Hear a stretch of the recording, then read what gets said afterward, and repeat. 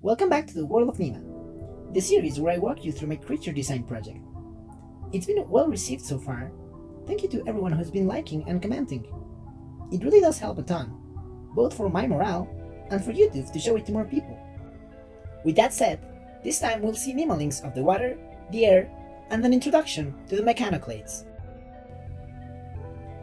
Have you heard of Christmas tree worms? They are delightful little worms that live inside coral, drawing in food particles with their colorful spiral appendages. In my field trips, I was lucky to see them frequently, and I'd hang around with them for quite long.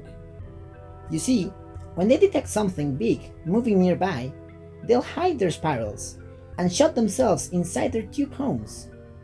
But here's the crazy part. I started experimenting, seeing them hide as my fingers approached, then come back out when they felt it was safe. And I noticed some specific individuals would take longer to come out, while others would pop out almost immediately. And this was consistent. Time and time again, the same worms would behave the same way. It was as if some individuals were shy and others were braver. They had personalities. These are amazing creatures, and they're seldom talked about, so I really wanted to create a guy inspired by them. A shy worm hidden in its milkshake looking tube, and their spiral appendages almost looking like silly straws. Number 011.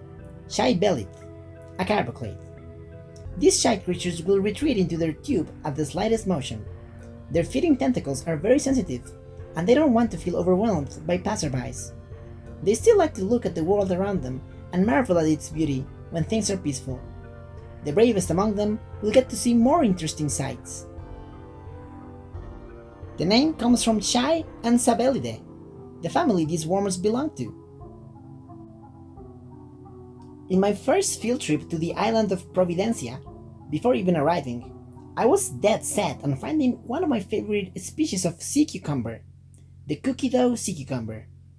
It's what you'd imagine, a sea cuc that looks just like cookie dough, with chocolate chips sprinkled throughout, ready to be baked. I told everyone about it. I was so excited, and this had the side effect of others helping me look for them. At the second day of the trip, I was called in a shout. They found one. They looked so lovely. I quickly dived to pick them up to show them to everyone. They were so cool. Sea cucs can liquefy and solidify their body at will. When I first picked them up, they were rock solid, but started to melt through my fingers a bit. It's otherworldly. They can do this because their endoskeleton is composed of many tiny anchor-shaped calcium structures. They can lock these anchors in place to become solid, or loosen them up to become liquid. Truly marvelous earthlings. I was awestruck by this encounter. Of course I had to design a guy based on my sweet cookie blob. This guy would have actual chocolate chips hanging from their antennae, which other sea cucumber species like Scotoplanes have. Number 012. Cucumber, a carboclade. Cucumbers live peaceful lives eating sand along the reef. They can grow chocolate chips from the tips of their dorsal tentacles. They are highly desired by multiple creatures, including potential predators of cucumber. These shoko chips seem to convince predators to not eat cucumbers, as keeping them alive means they'll have an infinite supply of chocolate. Everyone wins. I love cucumber. They're particularly fun to make graffiti with. Have any of you seen tiny red dots with legs skittering on leaves really fast? Predatory mites. They really are so cute. Being mites, their head and abdomen are fused. Compact little beasties. There's two species in particular I see a lot, and it's always a delight seeing them get the sumis. Anistis agilis, which is completely red, and Balaustium leanderi, who has two white stripes running along their body. I also learned these guys live in the microscopic realm when they are larvae, so they adapted to better move in water. Fascinating. So the idea came to represent these mites with an Nimaling that can run super fast in water and land. A little triathlete. Number 013. Summite, a carboclade. These nimble creatures can achieve neck-breaking speeds while running in both water and land, and they can turn corners in a dime. As they age, their tuft of hair becomes longer, which signifies their ability to achieve greater speeds. They like racing on trees, laying out three-dimensional circuits that wrap around the structures. In hotter places in Colombia, you'll find power line cables to be covered in this strange plant fuzz. Every time I'd go on holiday trips, looking through the car or bus window, keeping an eye out for them was one of the most exciting parts of the trip for me. I tried finding the biggest bunch. Sometimes so many of them grow on a cable it starts to droop down from the weight. These are Tillandsia recurvata, a species of bromeliad, a group of flowering plants so-called air plants for their ability to grow without soil. They like growing on top of trees, and indeed, cables. Such amazing plants! Their thick roots are specialized to retrieve nitrogen from the air. Their seeds are fluff-like, made to fly and get tangled on any surface so it can grow in wild earth places. If gravity wasn't an issue, they'd totally grow in the sky. Cable bromeliads acquire their fuzz shape due to the fact they tangle with each other. What seems like one ball, in reality is several individuals that grew on top of each other, making it quite hard to tell what they are until you can take a closer look. An amalgam of plants that flew into a human-made structure and decided it's the perfect home. So I thought of a bromeliad that fed from the electricity passing through the cables, highly adapted to living in them. And to represent their clumping behavior, what if they hang from each other like monkeys in a barrel toys?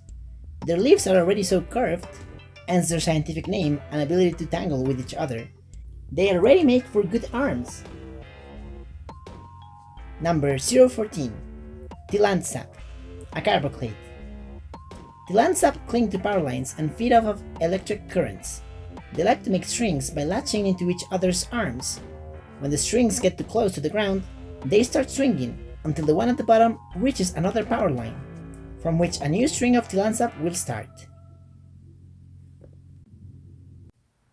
The carboclades had spread and inhabited most planets around, thriving in these lands rich with life and all kinds of inert materials.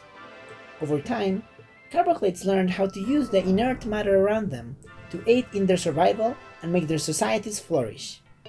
They had invented tools, from simple attachments to complex mechanisms. They even managed to make machines that moved on their own, a facsimile of life. Skimmerab was awestruck. Carboclades, who were created from the stuff the Astroclades created, were creating a version of life with their own hands. Skimmerab was eager to work with the Carboclades and create a new clade of creatures. So it took all the objects, tools, mechanisms and circuits the Carboclades had made and created a copy of itself, the first Mechanoclade.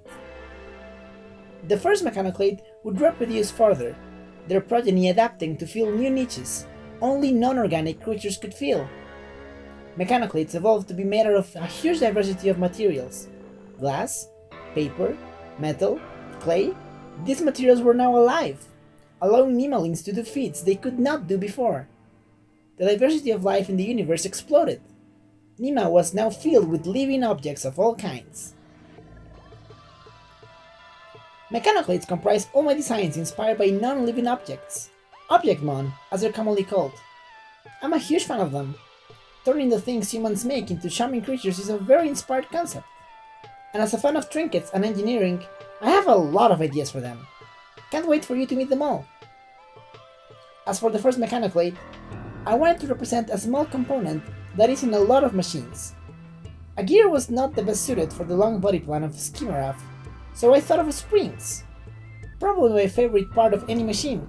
They're bouncy and have such a whimsical shape. I specifically based the design of this kind of conical spring found in gymnastics trampolines. I have one and it's a lot of fun to play with. Number 000C, the first Mechanoclade. As carboclades developed their minds to better adapt to their environments, they eventually evolved to a point where their intelligence and transgenerational knowledge allowed them to take inert matter, refine it, and construct tools, machines, and programs out of it. Skimmerov was once again fascinated by seeing their creations come up with new things it could have never dreamed of. And so, happy to collab again, Skimmerov took these machines and code the Carboclades had created and made a copy of itself, the first Mechanoclade. I should also mention, Mechanoclades can also be inspired by inert objects that weren't made by humans, like rocks, and, relevant to the next Nimaling, clouds. I've always adored clouds. They're so majestic and humble at the same time, showing Earth is alive even without the life forms inhabiting it. Clouds form, grow, travel, change shapes. They rain down and they make thunder. They are beacons of how active our planet really is. One of my favorite cloud types is the cirrus, the clouds that form the highest up in the sky. Where it's so cold, they're composed of ice particles as opposed to liquid water. And my favorite species among them is Cirrus uncinus. They make these slender curves that look so elegant and delicate, and they're truly a spectacle when they're hit by sunset light. I was in the middle of a lab class when I had the idea to make an Nimaling out of this. A cloud creature that flies towards the sun, extending their time under the sunset light. They would have long arms, lazily dragging them as they flew. I had no notebooks nearby, so out of desperation to print my idea somewhere, I took a pen and doodled this on my hand. And it ended up being the basis for the final design. I added in a dash of airplane, cetacean, and angelic features to solidify them as a whimsical and majestic creature. And to this day, this is still one of my favorite Nimalings. Number 015. Sun Cirrus, a Mechanoclade. These gentle creatures can be seen drifting in large groups very high in the sky. The weather at those altitudes is extremely cold, so they are very slow moving and calm. They get their energy from the sun during the sunset. This wavelength of light ignites parts of their bodies, making them look like wisps of fire. They are constantly moving towards the sunset to bask under its light for as much as possible. Sun Cirrus is also one of the most popular of my guys, with lots of attacks on Artfight, even animated ones. I couldn't be happier. I'm so glad it resonated so well with people, as it did with me. Here's their 3D model, and their plush. And that's all for this episode. Thank you so much for watching. For all the people who've supported the project so far, really hope you enjoyed this one as well. As always, feel free to comment any thoughts you have. See you in the next episode.